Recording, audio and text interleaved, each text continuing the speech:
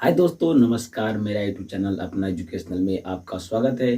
तो आए दोस्तों, आज फिर लेकर के आए हैं आप लोग के सामने हमारे इम्पोर्टेंट क्वेश्चन जो बायोलॉजी का होता है। हमारे इम्पोर्टेंट क्वेश्चन लेकर के आए हैं। अगर मेरा इम्पोर्टेंट क्वेश्चन फर्स्ट वीडियो नहीं देखोगे तो जा करके लेक्चर देख लीजिएगा। तो आइए बिना टाइम के करते हैं वीडियो को स्टार्ट। चलिए, हमारा जो फर्स्ट लेक्चर था उसमें हम लोग 1 से लेकर के 13 तक क्वेश्चन देखे थे और इसमें शायद देख के 14 से लेकर के 28 तक देखेंगे। ठीक है, तो चलिए, हमारा 14वां नंबर क्वेश्चन बोल रहा है कि हीमोग्लोबिन क्या होता है। यानी कि जो हीमोग्लोबिन है वो होता क्या है। यानी कि हीमोग्लोबिन के क्या कारण क्या होता है। जो मनुष्य को रक्त होता है जो लाल होता है, लेकिन हीमोग्लोबिन जो होता क्या है, तो हीमोग्लोबिन होता है जो एक प्रकार की प्रोटीन होता है। ठीक है, यानी कि हीमोग्लोबिन है जो एक प्रकार की प्रोटीन है। चलिए, आपका 14 नंबर क्वेश्चन कंप्लीट हो गया। चलिए, 15वां नंबर। चलिए, बोला है कि रक्त धारा में ऑक्सीजन ले जाने वाला प्रोटीन होता है। यानी कि रक्त धारा में, यानी कि जब रक्त का प्रवाह होता है, यानी कि एक स्थान से दूसरे स्थान तक जो रक्त जाता है, जो ऑक्सीजन को ले जाने वाला कौन सा प्रोटीन होता है जो एक स्थान से दूसरे स्थान तक ऑक्सीजन को ले जाता है। चलिए, यानी कि क्या होता है, जो लाल रक्त होता है उसमें कौन सा प्रोटीन होता है, तो होता है हीमोग्लोबिन प्रोटीन। ठीक है, वही प्रोटीन होता है जो ऑक्सीजन, जो रक्त में ऑक्सीजन को एक स्थान से दूसरे स्थान तक ले जाता है, तो वो होता है हीमोग्लोबिन। यानी कि रक्त धारा में ऑक्सीजन ले जाने वाले जो प्रोटीन होता है वो आपको हीमोग्लोबिन होता है। ठीक है, चलिए, आपका 15 नंबर हुआ कंप्लीट। अब आ गया आपको 16 नंबर। चलिए, बोला कि सोने के बाद रक्तचाप क्या होता है। यानी कि सोने के बाद जो व्यक्ति का जो ब्लड प्रेशर होता है वो क्या होता है, क्या बढ़ेगा कि घटेगा। यानी कि कोई भी व्यक्ति सोने के बाद होता है जो उसका जो ब्लड प्रेशर होता है वो क्या होता है, कम जाता है, यानी कि घट जाता है। ठीक है, चलिए, यानी कि सोने के बाद उसका रक्तचाप क्या हो जाता है, कम हो जाता है।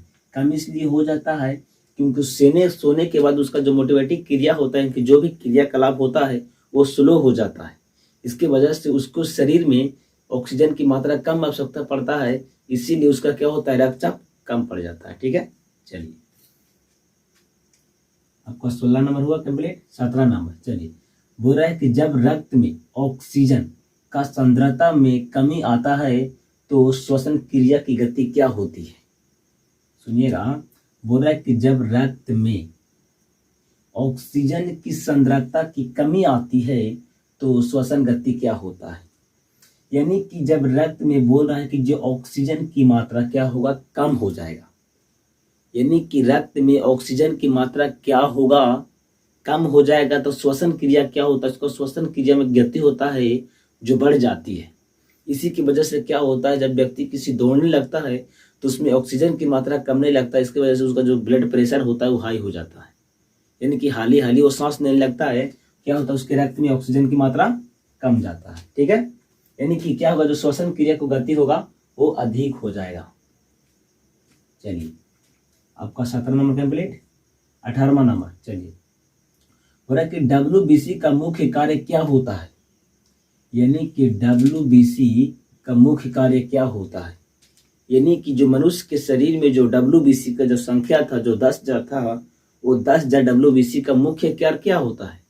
यानी कि मुख्य कार्य क्या था, यानी कि जब हमारा जो थ्योरी लेक्चर आप देखे होंगे तो आपको मालूम होगा, यानी कि जो WBC का जो कार्य था वो हमारे संक्रमण से लड़ने के लिए प्रदान कर रहा था। यानी कि जो रोगाणुओं को मारता था, यानी कि हमको एक रोग प्रतिरोधक क्षमता बनाता था। यानी कि क्या करेगा, वो संक्रमण से लड़ेगा। यानी कि कोई भी वायरस हमारे शरीर में आता है तो क्या करता है, उसको मारता है। कौन मारता है, तो WBC। चलिए, आपको 18वां कंप्लीट हुआ। 19वां नंबर। बोल रहा है कि सबसे बड़ा WBC रुधिराणु कौन होता है। ये भी हमारे नेक्स्ट वाला ये थ्योरी पार्ट में हमने बता चुके हैं। यानी कि जो सबसे बड़ा WBC रुधिराणु कौन सा होता है, यानी कि जो सबसे बड़ा होता है। चलिए, यानी कि जो WBC था वो 5 प्रकार के मिल करके बना था, जो हम लोग 3 प्रकार के देख लिया था। कौन कौन देखा था? एंटीबॉडी देखा था, और हमने लिम्फोसाइट देखा था, और मोनोसाइट देखा था। एंटीबॉडी का क्या था? जो हमारे शरीर में जो रोगाणु प्रवेश करते हैं सिर्फ उसको देखना का काम रहता था, और जा करके लिम्फोसाइट को क्या करता था? जगाता था कि हमारे शरीर में एक वायरस घुस गया है, उसको मारना है, ठीक है। और जो मोनोसाइट था उसको क्या कर रहा था? मार रहा था, सॉरी, मारे हुए भाग को खा रहा था, यानी कि खाने की वजह से क्या हो रहा था? उसका आकृति बढ़ रहा था, ठीक है। यानी कि जो सबसे बड़ा WBC का जो रुधिराणु का कण होता है वो हमको मोनोसाइट होता है। मोनोसाइट क्या था? मरे हुए भाग को क्या कर रहा था? खा रहा था। इसकी वजह से इसका आकार क्या था? इसका मोटा हो जा रहा था, ठीक है।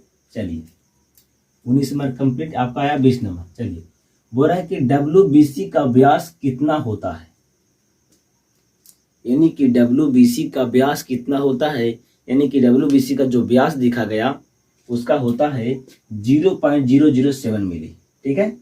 यानी कि जो WBC का जो व्यास होता है वो कितना होता है? 0.007 मिलीमीटर, ओके। चलिए आपका 20 नंबर हुआ कंप्लीट। अब चलते हैं 21वां नंबर के पास। चलिए बोला कि रोग प्रतिकारकों का उत्पादन करने वाला सेल कौन सा है? सुनिएगा क्वेश्चन गौर से। बोला कि रोग प्रतिकारकों यानी कि रोग से प्रति क्षमता, यानी कि रोग से लड़ने वाला कौन उत्पादन करने वाला सेल कौन सा होता है? यानी कि रोग प्रतिरोधक क्षमता को, जो रोग यानी कि रोग हमारे शरीर में प्रवेश करता है तो उस रोग को मारता है, यानी कि मारने के लिए एक रसायन निर्माण होता है। वो कौन कोशिका होता है जो कोशिकाओं, जो वायरस को मारने के लिए निर्माण करता है? वो अभी तुरंत बताए, जो कोशिका था, जो लिम्फोसाइट था। यानी कि लिम्फोसाइट क्या कर रहा था? यानी कि जो मनुष्य के शरीर में जो वायरस प्रवेश करता है उसको ये मारता है, और मारने का काम रहता है लिम्फोसाइट का, ठीक है।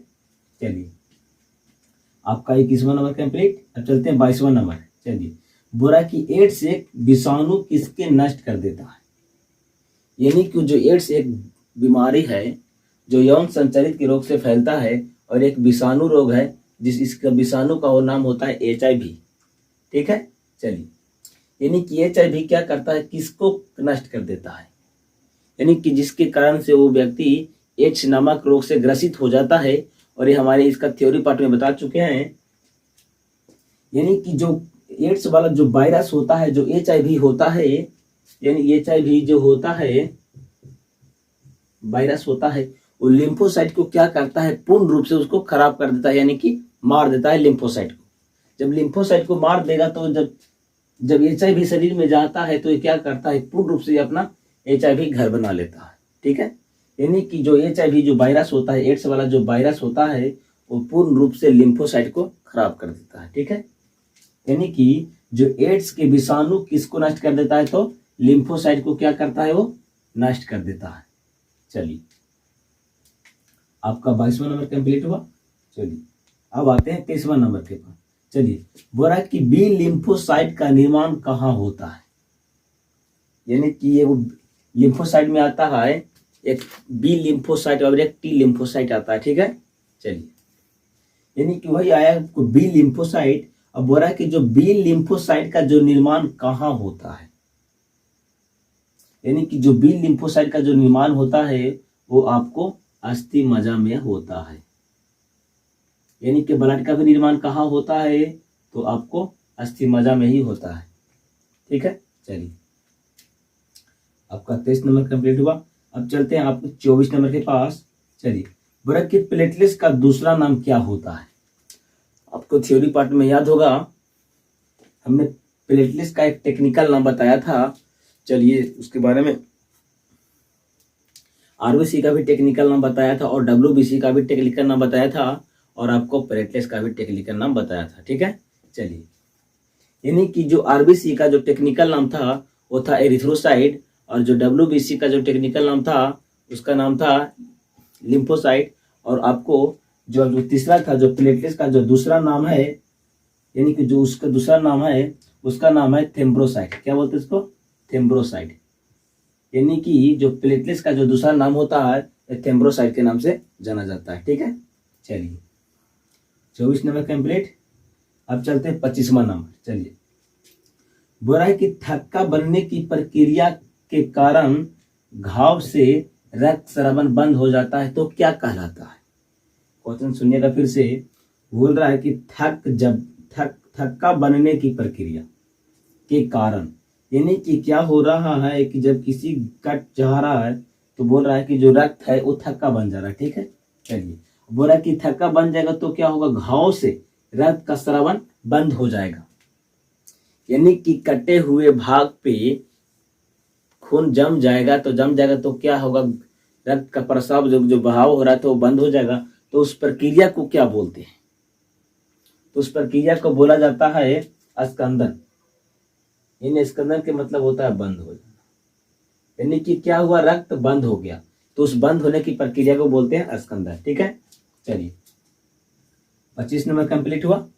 अब आया 26 नंबर। चलिए, बोल रहा है कि रक्त का थक्के बनने की प्रक्रिया को क्या कहा जाता है? यानी कि जब कटे हुए भाग पर जो रक्त थक्का जम गया तो उस प्रक्रिया को हम क्या बोलते हैं?